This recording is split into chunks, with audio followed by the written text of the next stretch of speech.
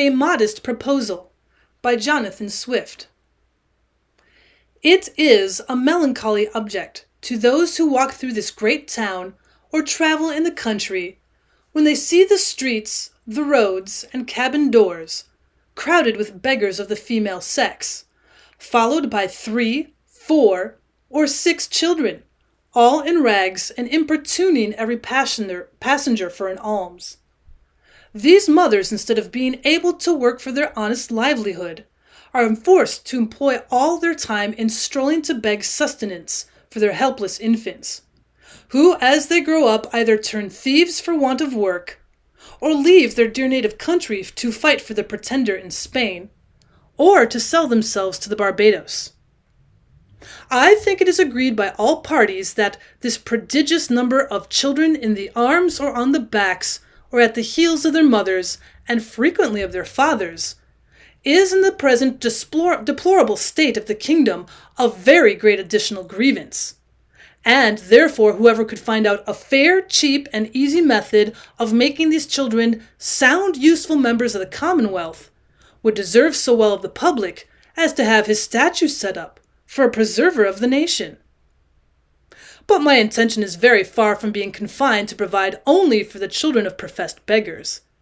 It is of a much greater extent, and shall take in the whole number of infants at a certain age, who are born of parents in effect as little able to support them, as those who demand our charity in the streets. As to my own part, having turned my thoughts for many years upon this important subject, and maturely weighed the several schemes of other projectors, I have always found them grossly mistaken in the computation. It is true, a child just dropped from its dam may be supported by her milk for a solar year, with little other nourishment, at most not above the value of 2s, which the mother may certainly get, or in the value of scraps by her lawful occupation of begging. And it is exactly at 1 year old that I propose to provide for them in such a manner as, instead of being a charge upon their parents or the parish, or wanting food and raiment for the rest of their lives, they shall, on the contrary, contribute to the feeding and partly to the clothing of many thousands. There is likewise another great advantage in my scheme that will prevent those voluntary abortions, and that horrid practice of women murdering their bastard children, alas, too frequent among us, sacrificing the poor innocent babes, I doubt, more to avoid the expense than the shame, which would move tears and pity in the most savage and inhuman breast. The number of souls in this kingdom being usually reckoned 1.5 million, of these I calculate there may be about 200,000 couples whose wives are breeders, from which number I subtract 30,000 couples who are able to maintain their own children, although I apprehend there cannot be so many under the present distresses of the kingdom. But this being granted, there will remain 170,000 breeders. I again subtract 50,000 for those women who miscarry, or whose children die by accident or disease within the year. There only remains 120,000 children of poor parents annually born. The question, therefore, is how this number shall be reared and provided for, which, as I've already said, under the present situation of affairs, is utterly impossible by all the methods hitherto proposed. For we can neither employ them in handicraft or agriculture. We neither build houses, I mean in the country, nor cultivate land. They can very seldom pick up a livelihood by stealing till they arrive at 6 years old, except where they are of towardly parts, although I confess they learn the rudiments much earlier, during which time they can, however, be properly looked upon as only as probationers, as I have been informed by a principal gentleman in the county of Cavan, who protested to me he never knew above 1 or 2 instances under the age of 6, even in a part of the kingdom so renowned for the quickest proficiency in that art. I am assured by our merchants that a boy or girl before 12 years old is no saleable commodity, and even when they come to this age, they'll not yield above 3 pounds, or 3 pounds and a half a crown at most on exchange, which cannot turn to account either to the parents or the kingdom, the charge of nutriment and rags having been at least 4 times that value. I shall now therefore humbly propose my own thoughts, which I hope will not be liable to the least objection.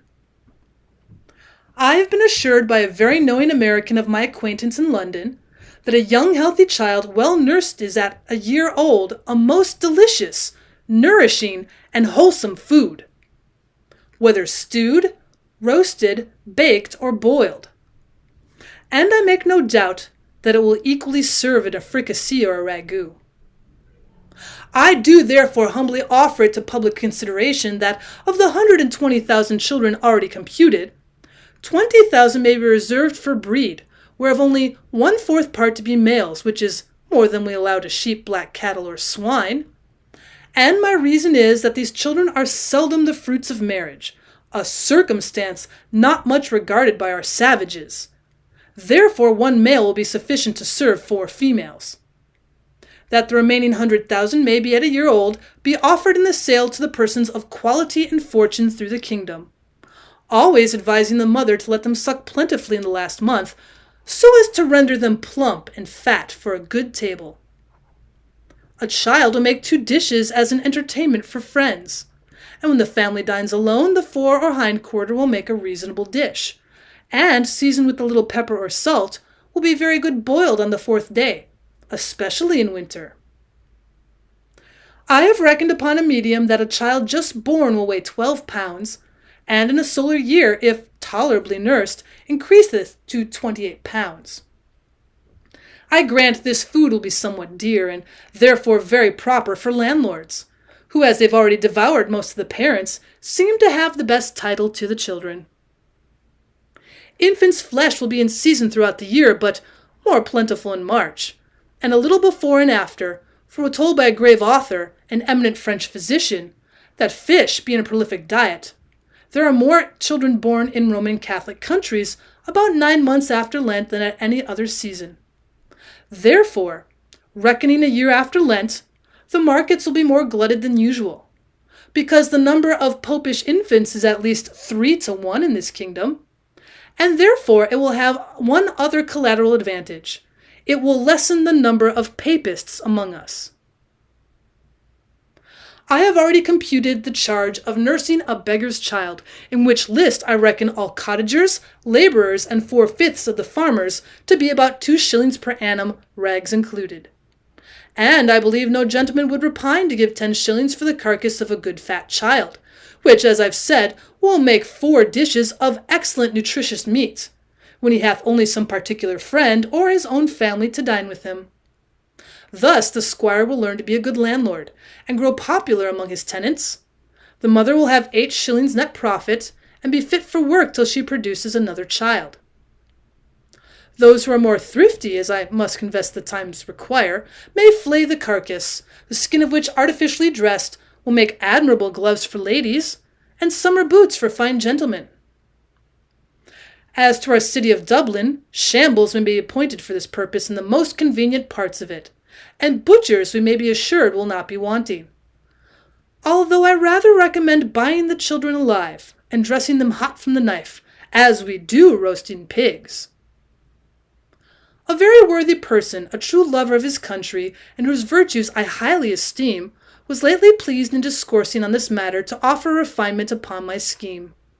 He said that many gentlemen of this kingdom having of late destroyed their deer, he conceived that the want of venison might be well supplied by the bodies of young lads and maidens, not exceeding 14 years of age, nor under 12. So great a number of both sexes in every country being now ready to starve for want of work and service, and these to be disposed of by their parents if alive, or otherwise by their nearest relations. But with due deference to so excellent a friend, and so deserving a patriot, I cannot be altogether in his sentiments. For as to the males, my American acquaintance assured me, from frequent experience, their flesh was generally tough and lean, like that of our schoolboys by continual exercise, and their taste disagreeable. And to fatten them would not answer the charge. Then as to the females, it would, I think, with humble submission, be a loss to the public, because they soon would become breeders themselves. And besides, it's not improbable that some scrupulous people might be apt to censure such a practice, although, indeed, very unjustly, as just a little bordering upon cruelty, which I confess has always been with me the strongest objection against any project however so well intended. But in order to justify my friend, he confessed that this expedient was put into his head by the famous Salmanazar, the native of the island Formosa, who came from thence to London above 20 years ago, and in conversation told my friend that in his country when any young person happened to be put to death, the executioner sold the carcass to persons of quality as a prime dainty, and that in his time the body of a plump girl of 15, who was crucified for an attempt to poison the emperor, was sold to his Imperial Majesty's Prime Minister of State, and other great mandarins of the court, in joints from the gibbet at 400 crowns. Neither indeed can I deny that if the same use were made of several plump young girls in this town, who without one single groat to their fortunes cannot stir abroad without any chair, and appear at playhouse and assemblies and foreign fineries which they never pay for, well, the kingdom would not be the worse. Some persons of a desponding spirit are in great concern about that vast number of poor people, who are aged, diseased, and maimed, and I have been desired to employ my thoughts what course may be taken to ease the nation of so grievous an encumbrance. But I am not in the least pain upon that matter, because it's very well known that they're every day dying and rotting by cold and famine, and filth and vermin, as fast as can be reasonably expected. And as to the young laborers, they're now in as hopeful a condition. They cannot get work, and consequently pine away for want of nourishment, to a degree that if any time they're accidentally hired to common labor, they've not the strength to perform it. And thus the country and themselves are happily delivered from the evils to come. I have too long digressed, and therefore shall return to my subject. I think the advantages by the proposal which I've made are obvious and many, as well as of the highest importance. For first, I've already observed it would greatly lessen the number of papists, with whom we're yearly overrun, being the principal breeders of the nation, as well as our most dangerous enemies, and who stay at home on purpose with a design to deliver to the kingdom to the pretender, hoping to take their advantage by the absence of so many good Protestants, who've chosen rather to leave their country than to stay at home and pay tithes against their conscience to an episcopal curate. Secondly, the poorer tenants will have something valuable of their own, which by law may be made liable to distress and help pay their landlord's rent, their corn and cattle being already seized, and money a thing unknown. Thirdly, whereas the maintenance of 100,000 children from 2 years old and upward cannot be computed at less than 10 shillings apiece per annum, the nation's stock will thereby be increased 50,000 pounds per annum, besides the profit of a new dish introduced to the tables of all gentlemen of fortune in the kingdom, who have any refinement in taste. And the money will circulate among ourselves, the goods being entirely of our own growth and manufacture. Fourthly, the constant breeders, beside the gain of 8 shillings sterling per annum by the sale of their children, will be rid of the charge of maintaining them after the first year. Fifthly, this food would likewise bring great custom to taverns, where the vintners will certainly be so prudent as to procure the best receipts for dressing it to perfection, and consequently have their houses frequented by all the fine gentlemen, who justly value themselves upon their knowledge in good eating, and a skilful cook, who understands how to oblige his guests, will contrive to make it as expensive as they please. Sixthly, this would be a great inducement to marriage, which all wise nations have either encouraged by rewards or enforced by laws and penalties. It would increase the care and tenderness of mothers towards their children, when they were sure of a settlement for life to the poor babes provided in some sort by the public, to their annual profit instead of expense. We should see an honest emulation among the married women, which of them could bring the fattest child to the market. Men would become as fond of their wives during the time of their pregnancy as they're now of their mares in foal, their cows in calf, their sows when they're ready to farrow, nor offer to beat or kick them, as is too frequent a practice, for fear of a miscarriage. Many other advantages might be enumerated. For instance, the addition of some 1,000 carcasses in our exportation of barreled beef, the propagation of swine's flesh, and improvement in the art of making good bacon, so much wanted among us by the great destruction of pigs too frequent at our tables, which are no way comparable in taste or magnificence to a well-grown, fat yearling child, which roasted whole will make a considerable figure at a Lord Mayor's feast or any other public entertainment. But this and many others I omit, being studious of brevity. Supposing that 1,000 families in the city would be constant customers for infant's flesh, besides others who might have it at merry meetings, particularly weddings and christenings, I compute that Dublin would take off annually about 20,000 carcasses, and the rest of the kingdom, where probably they'd be sold somewhat cheaper, the remaining 80,000. I can think of no one that will possibly be raised against this proposal, unless it should be urged that the number of people will thereby be much lessened in the kingdom. Well, this I freely own, and it was indeed one principal design in offering it to the world. I desire the reader will observe that I calculated my remedy for this one individual kingdom of Ireland, and for no other that ever was, is, or I think ever can be upon earth. Therefore let no man talk to me of other expedients, of taxing our absentees at 5 shillings a pound, of using neither clothes nor household furniture, except what is our own growth and manufacture, of utterly rejecting the materials and instruments that promote foreign luxury, of curing the expensiveness of pride, vanity, idleness, and gaming in our women, of introducing a vein of parsimony, prudence, and temperance, of learning to love our country, wherein we differ even from Laplanders and the inhabitants of Tompenamboo, of quitting our animosities and factions, nor act any longer like the Jews who were murdering one another at the very moment their city was taken, of being a little cautious not to sell our country and consciences for nothing, of teaching landlords to have at least 1 degree of mercy towards their tenants. Lastly, of putting a spirit of honesty, industry into our shopkeepers who, if a resolution could now be taken to buy only our native goods, would immediately unite to cheat and exact upon us in the price, the measure, and the goodness, nor could ever yet be brought to make one fair proposal of just dealing, though often and earnestly invited to it.